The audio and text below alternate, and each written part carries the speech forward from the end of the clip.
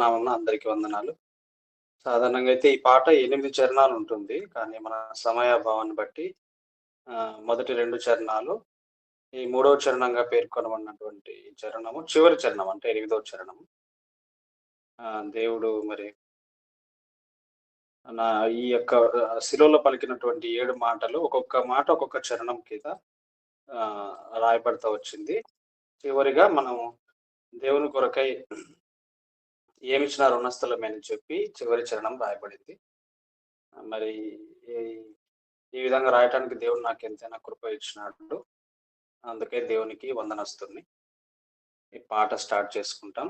ఆ కలువరి సిలువలో ప్రభు నాకై మరణించే, ఆ కలువరి సిలువలో ప్రభు నాకై మరణించే, ఆ చిందిన రక్తముతో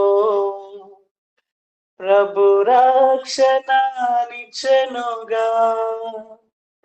ఆ చిందిన రక్తముతో ప్రభు రక్షణనిచ్చెనుగా,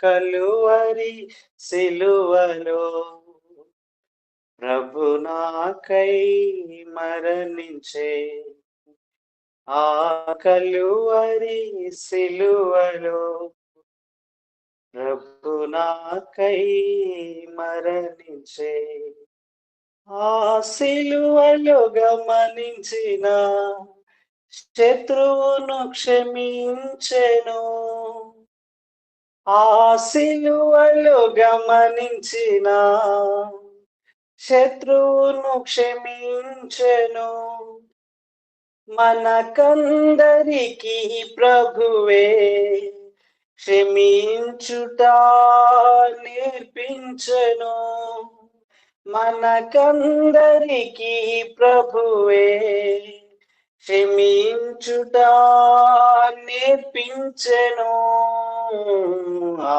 కలువరి సిలువలో ప్రభు నాకై మరణించే, ఆ కలువరి సిలువలో ప్రభు నాకై మరణించే, ఆ సిలువలో గమనించుమా దొంగను క్షమించెను, ఆ సిలువలో గమనించుమా దొంగను క్షమించెను, తను ఆశ్రయించు వారందరి పరమపురికి చేర్చు సమర్థుడు, తను ఆశ్రయించు వారందరి పరమపురికి చేర్చు సమర్థుడు, ఆ కలువరి సిలువలో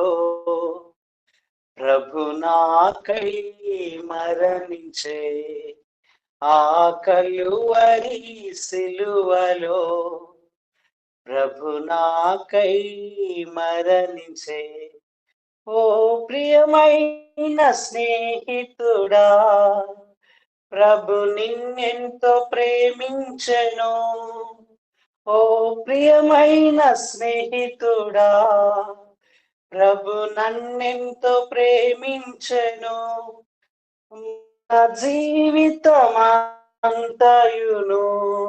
సేవించిన రుణస్థూలమే, మన జీవితమంతయును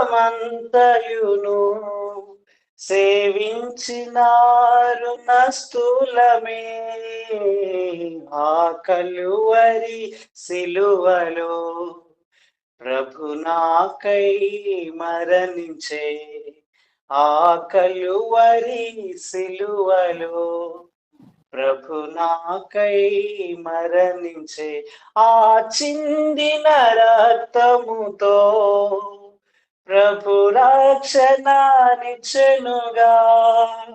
ఆ చిందిన రక్తముతో ప్రభు రక్షణనిచ్చెనుగా, కలువరి సిలువలో ప్రభు నాకై మరణించే ఆ కలువరి సిలువలో ప్రభు నాకై మరణించే. Thank you brother. చక్కని పాటను పాడి దేవుని నామాన్ని మహింపరిచారు.